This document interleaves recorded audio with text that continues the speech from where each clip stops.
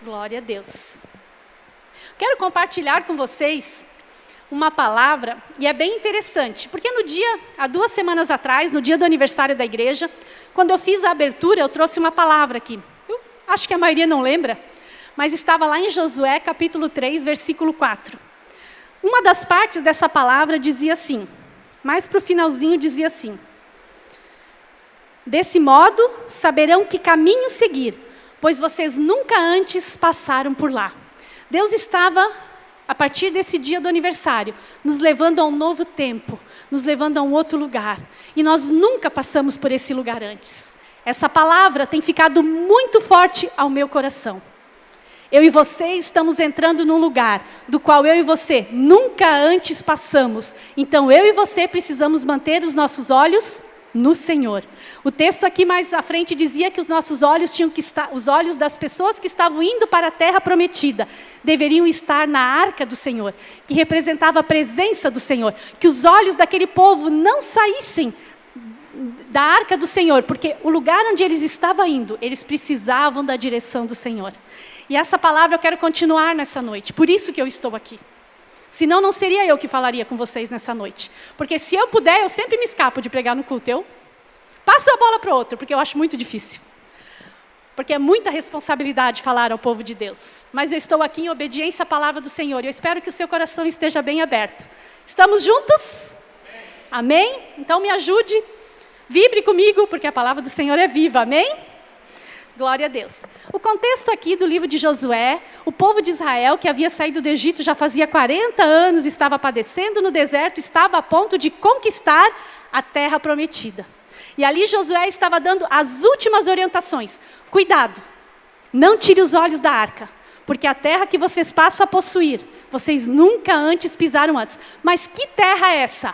Vamos voltar um pouquinho na Bíblia, lá em Deuteronômios capítulo 11, voltando algumas páginas da Bíblia, um livro antes, o livro de Deuteronômio, capítulo 11, nos fala dessa terra, que o povo de Josué estava para conquistar. Deuteronômio 11, vamos ler do 10 em diante. Deuteronômio, capítulo 11, do 10 em diante. Temos ali no telão? Não? Temos? Diz a palavra do Senhor assim, eu vou ler aqui na minha versão. A terra da qual vocês vão tomar posse, não é como a terra do Egito, de onde vocês vieram, e onde plantavam as sementes, e tinham que fazer a irrigação a pé, como numa horta. Mas a terra em que vocês, atravessando o Jordão, vão entrar para tomar posse, é terra de montes e vales, que bebe chuva do céu. Repita assim comigo, terra de montes e vales. Essa palavra eu quero compartilhar com você nessa noite. A terra a qual o Senhor nos tem por herança, é uma terra de lugares altos e de lugares baixos. É uma terra de momentos muito agradáveis na presença do Senhor.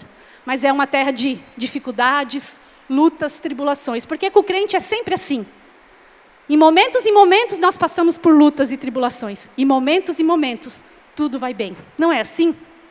Assim é a nossa vida. E a terra que o Senhor nos leva é terra de lugares altos e terra de lugares baixos. E eu e você precisamos aprender a andar nos lugares altos, mas também precisamos aprender a andar nos lugares baixos.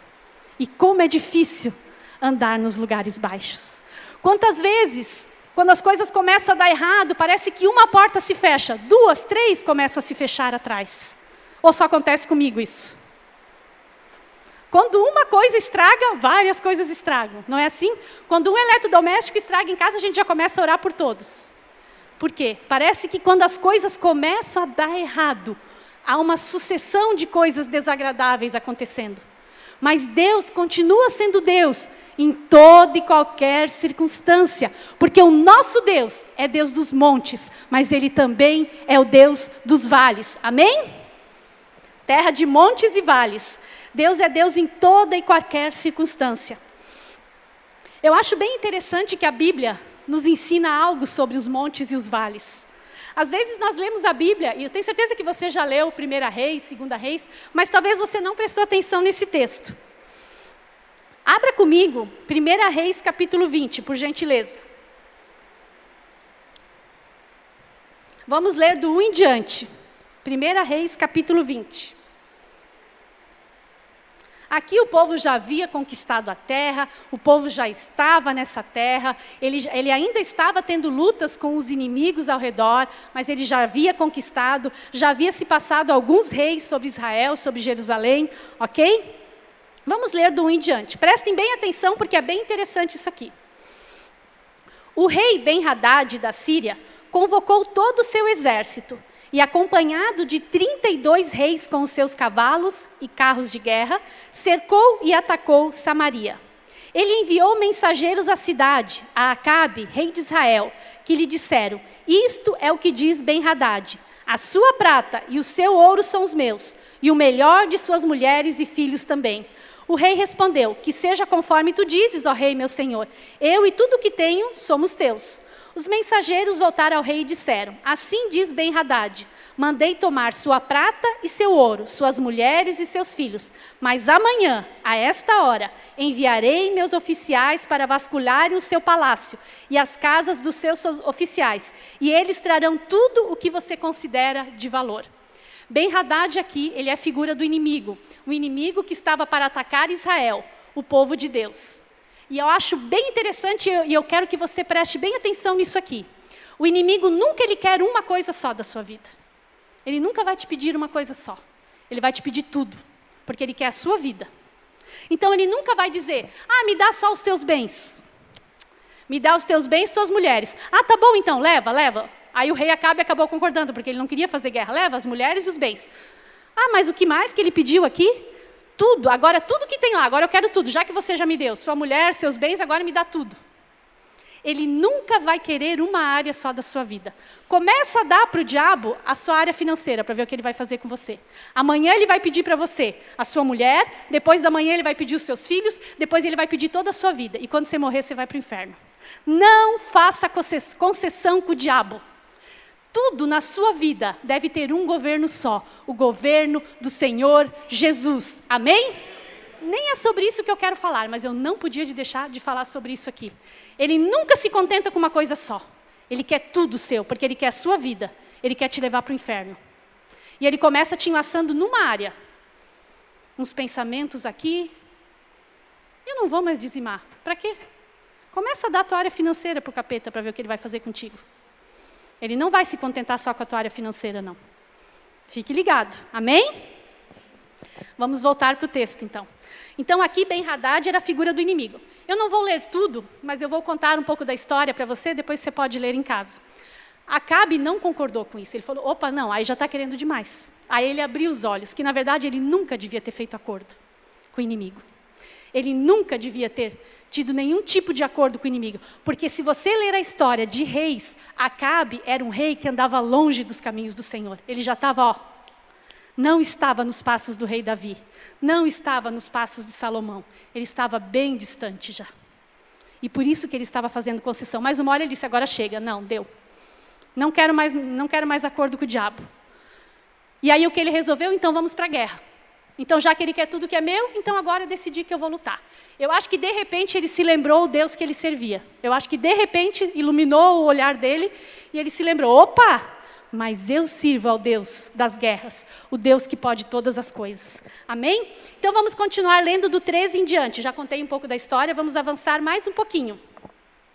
Eles resolveram, então, ir para a guerra. O 13. Nessa ocasião, um profeta foi até Acabe, rei de Israel, e anunciou: assim diz o Senhor, vê esse exército enorme? Hoje eu o entregarei nas suas mãos.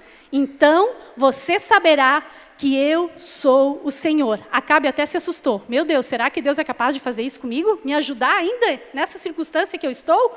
Mas quem fará isso? Perguntou Acabe. O profeta respondeu: assim diz o Senhor, os jovens soldados dos líderes das províncias o farão. E quem começará a batalha? Perguntou. O profeta respondeu: você, Acabe, você.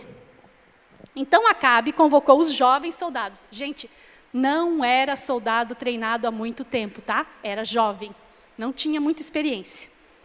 Então Acabe convocou os jovens soldados dos líderes, 232 mil homens.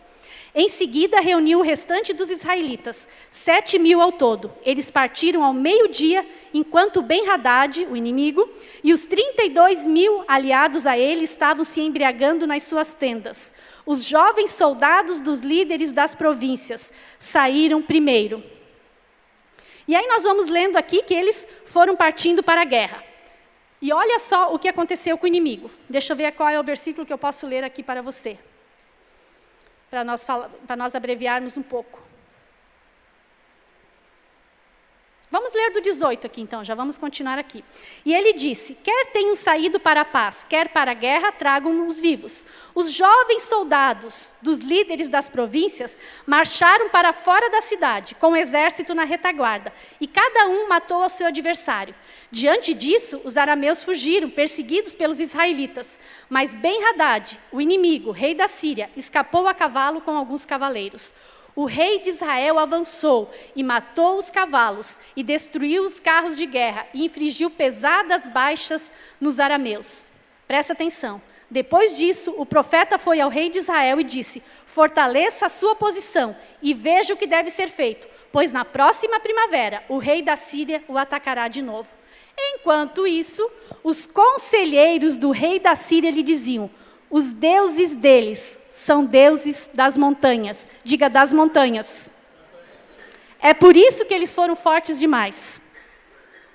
Mas se os combatermos nas planícies, com certeza seremos mais fortes que eles. O inimigo pensou, e teve um engano muito grande, que o Deus de Israel era Deus somente das montanhas, que ele não era Deus nos vales. E ele atacou o povo nos vales. E nós vamos ler mais adiante que o povo de Israel também prevaleceu. Porque quando as pessoas de fora, que não conhecem a Deus, veem a nós, eles pensam que nós estamos sempre sorrindo, porque tudo sempre vai muito bem, porque nós sempre estamos andando nas alturas da terra, porque vai tudo bem no casamento, porque vai tudo bem com os filhos, porque vai tudo bem no trabalho, porque vai tudo bem na conta financeira, porque aquele Deus daquele povo lá é Deus só dos momentos bons, é Deus só das montanhas, dos lugares altos. Ele não é Deus dos vales, mas o meu Deus é Deus dos vales. E o teu Deus? É Deus em toda e qualquer circunstância. Mesmo quando tudo parece difícil, quando todas as portas estão fechadas, Ele continua sendo Deus. Amém? Isso o inimigo não sabia aqui. Isso ele se enganou. Ele pensou, agora sim eu vou vencer aquele povo. Tadinho daquele povo. Pensa que serve a Deus só quando tudo vai bem. Agora eu vou vencer eles porque eu vou atacar eles nos lugares baixos, quando eles estiverem derrotados e cabisbaixos e cansados. Deus fez prevalecer o seu povo também nos vales, porque a palavra do Senhor não pode ser medida pelas circunstâncias. Deus sempre nos dá a vitória, não importa se tudo vai bem ou se tudo vai mal. Amém? Por que você está sempre rindo, Raquel? Porque às vezes eu estou no vale, às vezes eu estou na montanha, mas eu estou com o meu Deus. E aí não importa se tudo vai bem ou se tudo vai mal. Eu estou com o meu Deus. Amém? E com o meu Deus, tanto faz se eu tenho muito dinheiro ou se eu tenho pouco dinheiro. Se meu carro está estragado ou se meu carro está inteiro. Eu não quero saber, eu estou rindo. Porque o meu Deus é Deus de vales e Deus de montanhas. Mas nos vales Ele me ensina como andar nos lugares altos. É só no vale que eu aprendo como andar nos lugares altos. Se eu não passar pelo vale, eu nunca vou aprender a andar com Deus nos lugares altos. Amém? Vamos ler mais um pouquinho para ver que eu não estou mentindo. Olha só o que a palavra de Deus diz. Vamos ver mais um pouquinho. O bom seria se a gente pudesse ler o capítulo inteiro, né? Mas aí fica difícil. Vamos ler ali então do 27 em diante. Os israelitas foram convocados e, tendo recebido provisões, saíram para enfrentar os arameus. Os israelitas acamparam ao lado oposto com 2 pequenos rebanhos de cabras, enquanto os arameus cobriam todo o campo. O inimigo tinha muito mais gente do que o povo de Israel.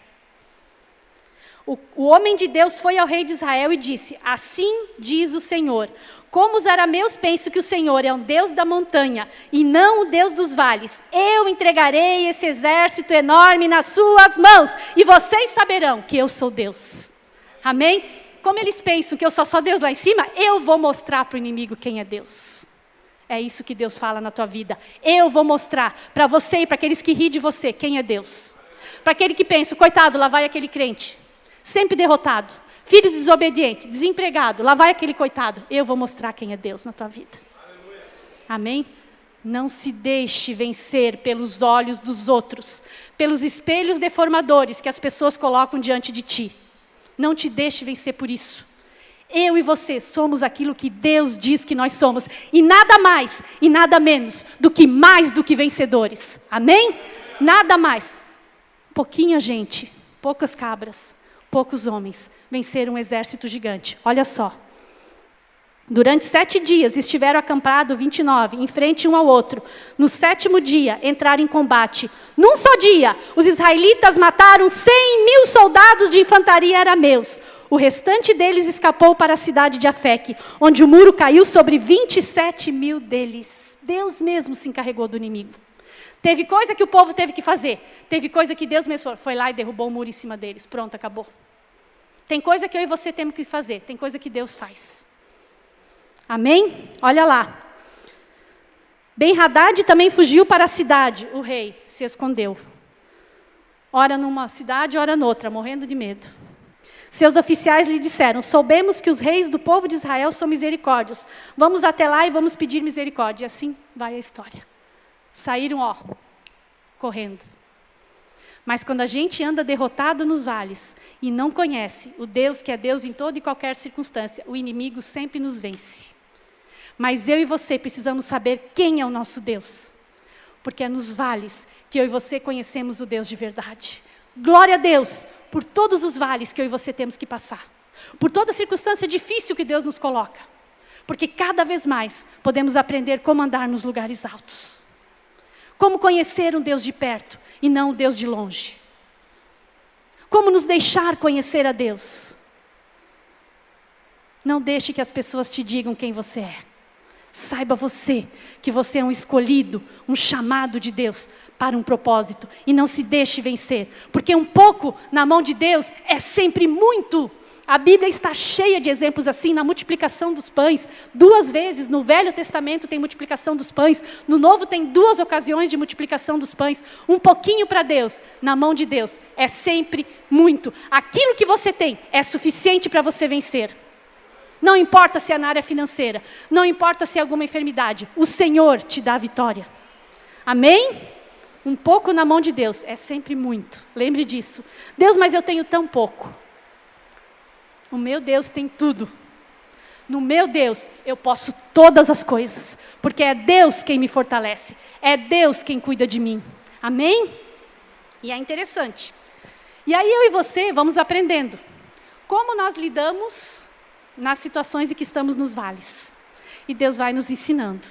E aí tem um texto muito interessante que eu achei lendo um pouquinho mais à frente. Desculpa, botar mais perto. 2 Reis agora, um pouquinho mais para frente. Algumas páginas, 2 Reis 3. Vamos ler um pouquinho mais adiante. Uma outra guerra, uma outra situação.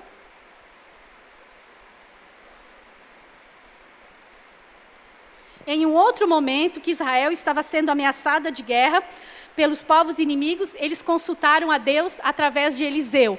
Porque naquela época, eu e você sabemos, nós não tínhamos acesso direto a Deus. Nós precisávamos buscar um homem de Deus, um profeta. Naquela época estava Eliseu e a palavra do Senhor estava com Eliseu. Então eles foram rapidamente buscar Eliseu, porque a guerra já estava novamente se levantando contra eles. E aí Eliseu trouxe uma palavra para eles. 2 Reis 3, 16 em diante. Diz assim: enquanto o arpista estava tocando, o poder do Senhor veio sobre Eliseu, e ele disse: assim diz o Senhor, cavem muitas cisternas nesse vale, pois assim diz o Senhor, vocês não verão vento nem chuva, contudo este vale ficará cheio de água, e vocês, os seus rebanhos e outros animais beberão. Mas se isso ainda for pouco, ele também lhes entregará Moabe nas suas mãos. O Senhor deu uma ordem. O inimigo está vindo contra vocês? Então eu já tenho uma estratégia. Vocês estão aqui nos vales? Então comece a cavar. Meu Deus, mas cavar? Sabe o que eu gosto? Eu acho Deus muito interessante. Jesus, então, é meu ídolo. Já coloquei até no Facebook essa semana. Jesus é meu ídolo. Não tem pessoa mais sábia que Ele. Senhor, queria só assim, sabe? Uma pontinha da sabedoria dele. Ele nunca faz o que a gente pensa. Deus, ele nunca faz o que o inimigo espera. Ele sempre faz o contrário. E como a gente é muito ainda humano, a gente também sempre é surpreendido por Deus. Porque Deus nunca faz aquilo que a gente espera. Em vez de Deus dizer, agora vocês vão arrumar esse exército, comece a treinar, dão algumas voltas, correm, estão tudo enferrujado, vão lá, comece a se exercitar, pega as ferramentas, não, as armas de guerra daquela época, começa a afiar as armas, vão se preparar. Não, comecem a cavar nos vales. Deus, mas se nós ficar cavando não sei quantos dias, a gente vai ficar cansado? Aí vem o povo, nós vamos estar, para lutar, nós vamos estar. Aí Deus diz, não, começa a cavar. Nunca é aquilo que a gente espera. Eu sempre falo, eu louvo a Deus, que Deus nunca faz o que eu quero, mas aquilo que eu preciso. Ainda bem, porque Ele sabe o que é melhor para mim.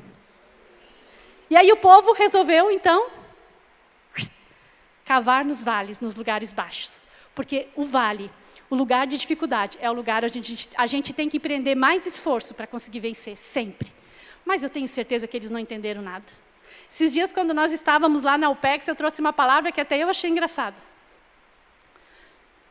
Jesus, ele é muito engraçado, muito sábio. Estava ele lá na sinagoga. As mulheres podiam sentar só no fundo, elas não podiam mal ser vistas dentro daquele lugar. Estava lá atrás uma mulher encurvada. Pensa, era um sábado, começa por aí. Jesus resolve fazer um milagre no sábado, já não podia naquela época, mas Jesus sempre faz o contrário do que as pessoas esperam, graças a Deus por isso. Estava Jesus lá, estava a mulher lá, sabe o que ele faz? Escuta, psiu. Aquela que olha lá para baixo, vem aqui na frente. Meu Deus, aqueles religiosos devem ter ficado muito escandalizados, porque mulher não podia nem ser vista, muito menos ir lá na frente. E Jesus curou no sábado. Eles ficaram muito, né? Não vou falar endemoniado, porque não é o caso, né? Mas quase, né? Ficaram muito brabos. Porque Jesus fazia coisas que as pessoas não esperavam. E eu quero dizer, amanhã, na segunda, na terça, Jesus vai fazer com você uma coisa que você não espera, amém? Ele todos os dias está pronto para fazer comigo e com você algo que nós não esperamos, e muito menos as pessoas que estão ao nosso redor esperam. Jesus, alguns chamavam ele de louco. Se for para ser assim, então eu também sou louca. Se for para ser como Jesus, então eu quero ser taxada de louca também, pronto. Porque Jesus era demais. Ele sempre deixava o povo assim, E aqui, Deus, a mesma coisa. Em vez de se preparar para a guerra, vão cavar. Cavar por quê, Senhor? Cavar. Mas e cadê a água? Não vai ter vento, não vai ter chuva, mas cadê a água? Não, cava. Está tudo seco, cava. Mas, Senhor, cadê a chuva? Não vai ter. Cava. Ah, Senhor, como é difícil. Mas é nos vales que eu e você aprendemos até onde nós queremos ir. E até onde nós vamos conseguir resistir. É nos vales que eu e você aprendemos a ter esperança. A ter expectativa, a esperar no Deus que pode mudar uma situação de um dia para o outro. Muitas vezes você dorme com problema, e enquanto você dorme, o Senhor trabalha por você. E quando você acorda, você é surpreendido por Deus, e o teu problema já não existe mais. Quantos já experimentaram isso? Quantas vezes eu experimentei aquilo que a palavra de Deus diz? O choro pode durar uma noite, mas a alegria vem pela manhã. Tudo bem, se passa-se uma semana, um mês, um ano, não tem problema. Um dia vem. Mas é no vale que a gente aprende a ter esperança. Porque aquele povo cavava e ele olhava, cadê a chuva? Nada. Mas aquele povo cavava e olhava, cadê a chuva? Nada. Aí aquele povo estava cansado, cadê a chuva? Nada. Mas o que Deus vai fazer? Daqui a pouco vem o inimigo e nós estamos mortos. Nada. Mas é ali que se aprende. É só assim que a gente aprende. E aí a gente consegue se relacionar com Deus de verdade. Gente, atrapalhei minhas folhas aqui, com licença. Pronto, voltei a folha para o lugar certo. É nos vales que nós aprendemos a cavar e nunca desistir. Nos vales é onde aprendemos a perseverar. Nos vales onde a gente aprende a deixar o conforto de lado e começa a suar. É nos vales que tem que cavar mesmo sem ver o milagre. Todos os dias acordar com uma esperança, com uma expectativa. Hoje vai ser diferente.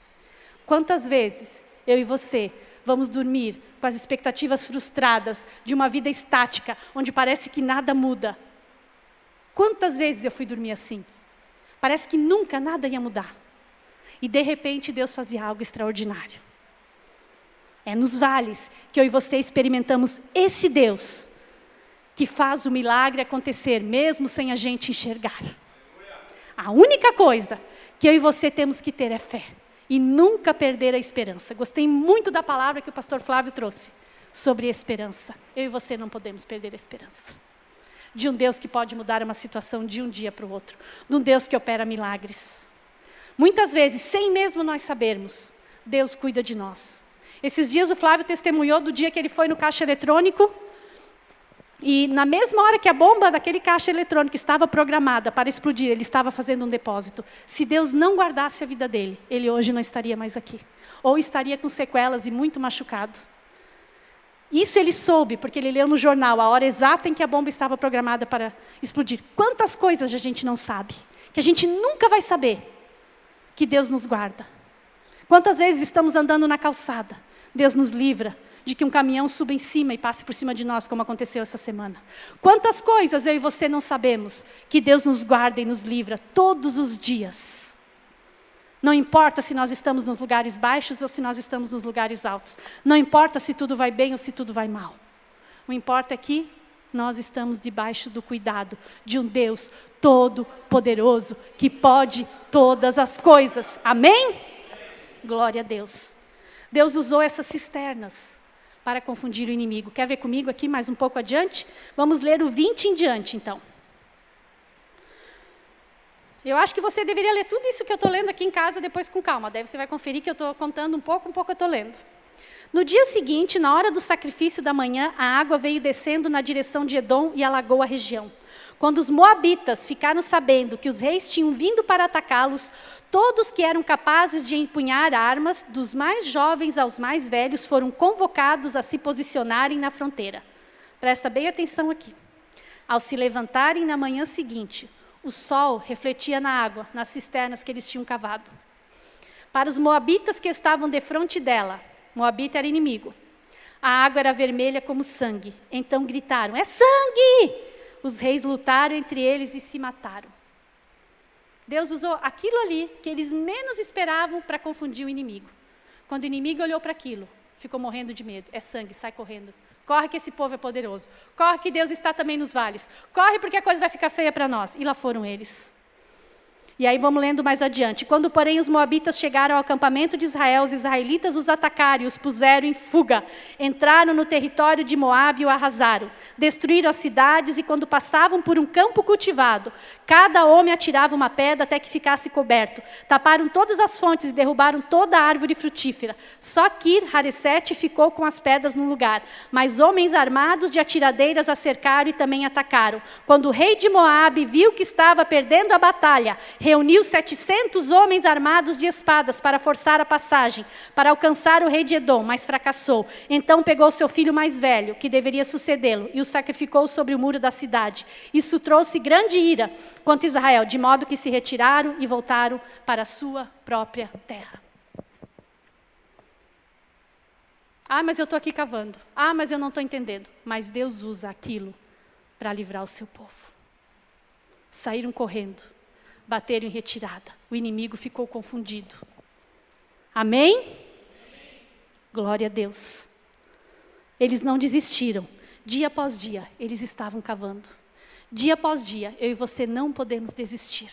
Porque o diabo sempre vai fazer de tudo para que nós venhamos desistir da nossa vida com Deus. E quando nós falamos de vale, parece que é tão pesado, mas não é. Porque quando você consegue cultivar a esperança no seu coração, cada dia você consegue viver com leveza, com alegria, com expectativas, com esperança, porque você conhece a Deus, você crê num Deus que pode todas as coisas. Amém? E eu não podia deixar de falar num texto que está lá em Abacuque, capítulo 3, que nos fala dos lugares altos. Abacuque, capítulo 3, versículo 19. Todos conhecem esse texto. Abacuque, capítulo 3, versículo 19, diz assim: o Senhor, o soberano, é a minha força. Ele faz os meus pés como os do servo e faz-me andar em lugares altos. A palavra de Deus, em uma outra versão, diz: torna os meus pés como os da corça, para andar nas alturas. Alguma coisa assim. Mas em nenhum momento diz: o Senhor, Ele me dá pés como de corça. Me dá pés como de servo. Não. O Senhor torna, o Senhor faz os meus pés como o da corça. E sabe aonde que Ele faz os seus pés como os da corça? lá no vale, para te ensinar a andar nos lugares altos. E quando você está nos lugares altos, toda a perspectiva da sua vida muda. Experimenta voar numa altitude bem alta, muito alto. Quem já voou sabe, é muito alto. E você olha para baixo, as casas parecem formigas. De repente você está tão alto que nem as casas você não consegue mais ver, nem uma fábrica gigante, nem a Tupi você não consegue ver. De tão alto que você está. É assim que eu e você temos que aprender.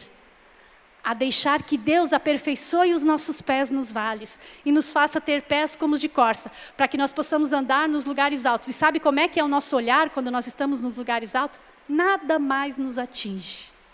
Porque os problemas ficam desse tamanhinho e daqui a pouco eles desaparecem, porque você não perde mais tempo com eles, porque você sabe que Deus vai providenciar um socorro para você.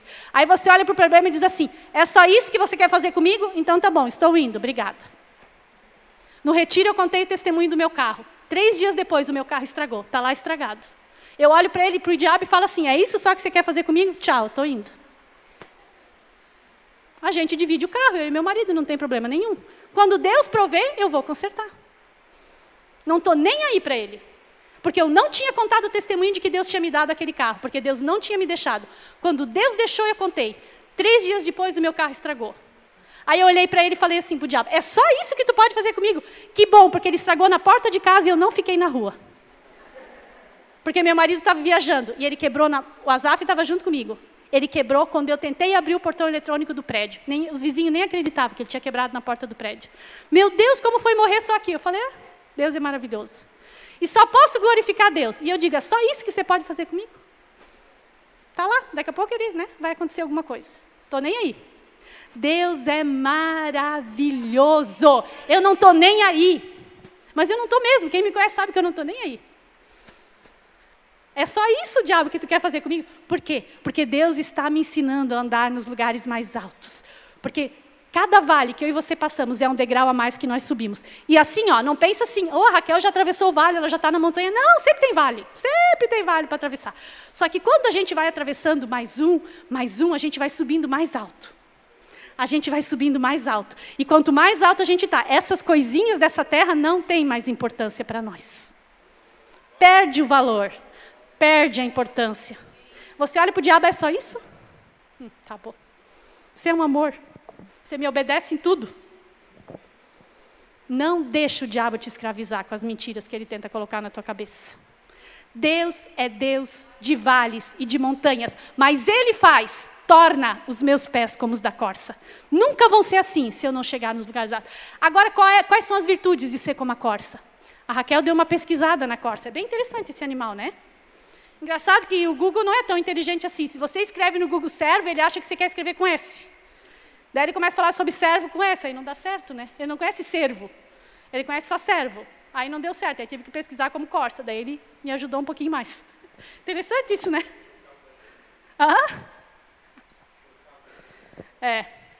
Então, olha só. A corça, ela tem umas coisas bem interessantes. Eu nem vou falar da sede enorme que ela tem, por isso que a Bíblia diz que assim como a corça anseia pelas águas. Ela anseia por águas porque ela tem muita sede, tá? Ela é um animal que tem muita sede, mas não é isso que eu quero falar. A corça, ela tem algo bem interessante, ela nunca consegue ficar muito tempo num lugar só. Ela é um animal migratório, ela sempre quer migrar.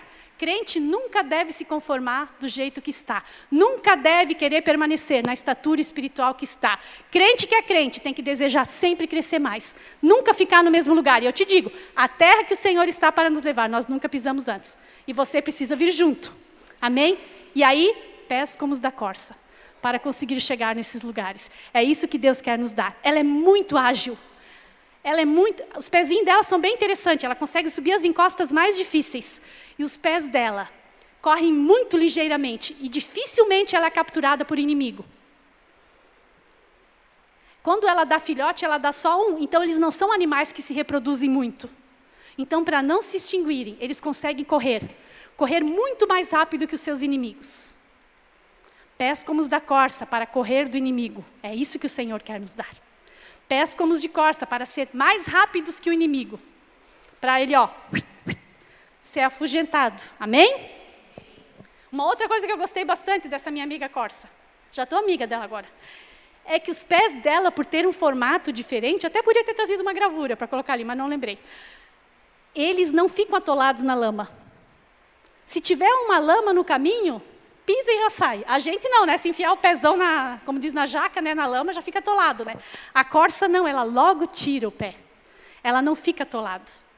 Não fica emaranhada no meio do pecado, da lama. Rapidamente tira o pé. Quem quer ser como a corça? Sobe rápido para fugir do inimigo. É astuta, não gosta de ficar sempre no mesmo lugar. E não deixa que o pé se afunde na lama. Consegue, por causa dos seus pés, correr para os lugares altos. Não vai andando a passo de tartaruga. Ela corre, porque ela quer estar cada vez mais perto de Jesus. A primeira vez que eu voei de avião faz uns 3 anos. Ah, como era meu sonho voar. Eu sempre brincava, quero voar. Era o meu sonho andar de avião. Quando estava lá em cima, bati uma foto bem linda das nuvens. E falei assim para o meu esposo, é onde eu quero estar, mais perto de Jesus. Brincando, figuradamente. Mas eu me senti mais perto quando eu estava lá em cima. É assim que eu quero estar, espiritualmente. Como quando nós voamos. E olhamos pela janela e vimos a nuvem do lado. Se pudesse abrir, a gente podia tocar. Quanto mais nós aprendermos a obedecer a Deus nos vales, mais alto nós vamos subir. Ah, Raquel, tem muito vale ainda? Oh, tem, porque a Bíblia diz que no mundo tereis aflições. Ai, que pena, mas tem. Mas aprende, quanto mais alto você subir, você vai olhar para o inimigo e vai dizer assim, é só isso? Com licença que eu estou subindo. Só assim, simples assim. Amém?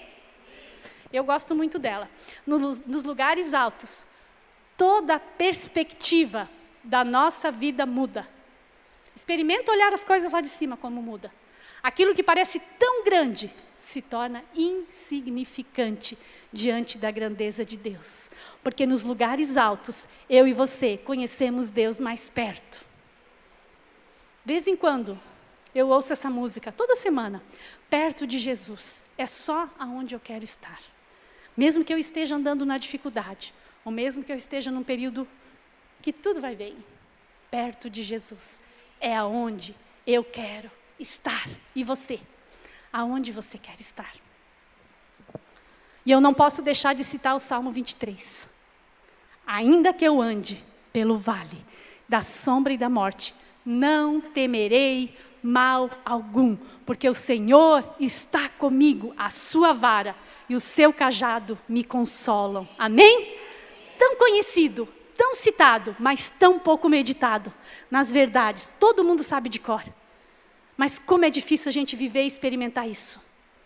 Ainda que o Senhor me permita passar pelo vale da sombra e da morte, e ninguém gosta de atravessar períodos de morte.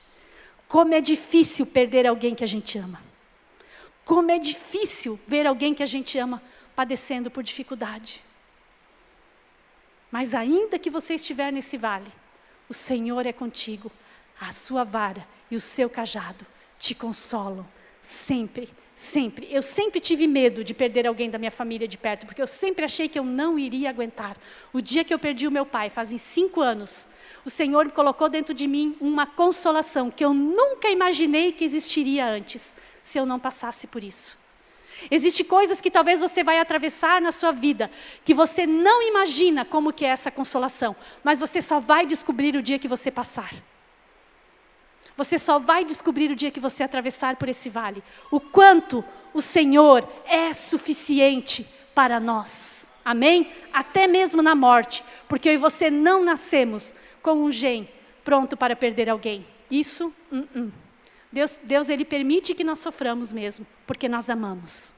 Se nós não amássemos, nós não sofreríamos. Mas Deus nos reveste com seu amor. E nós somos criaturas de amor. E por isso nós sofremos. E não tem nada errado com sofrer. Mas saiba, existe uma consolação, que ela é só para esses momentos, que você talvez ainda não conheça. Mas não tenha medo, você vai conhecer no dia que você precisar. Porque ainda que eu ande pelo vale da sombra e da morte, não temerei mal algum. A sua vara e o seu cajado me consolam. Amém? O meu Deus é Deus dos vales e das montanhas, dos lugares altos e dos lugares baixos, dos dias bons e dos dias maus. Ah, mas crente tem dia mau? Muitos. mas o meu Deus é Deus dos montes e dos vales.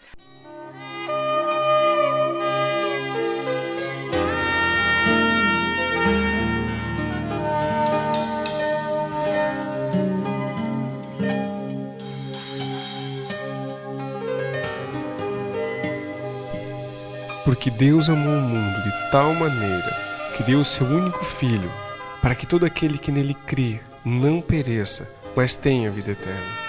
Evangelho de João, capítulo 3, versículo 16. Esta mensagem fala do amor de Deus. A Bíblia fala do amor de Deus. Esse texto que lemos fala do amor do Deus Criador pelo ser humano. Esse texto fala da dádiva de Deus a todo ser humano, que é Jesus Cristo.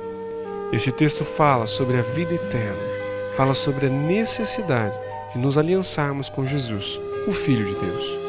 E eu quero convidar você a fazer uma oração comigo, uma oração de entrega da sua vida a Jesus. Senhor Jesus, eu creio que Tu és o Filho de Deus e que vieste em carne para me salvar e que estás vivo à direita do Pai. Eu Te recebo como meu Salvador e o meu Senhor. Eu renuncio a Satanás e seus demônios, em nome de Jesus. Pai Celestial, muito obrigado pela salvação da minha alma.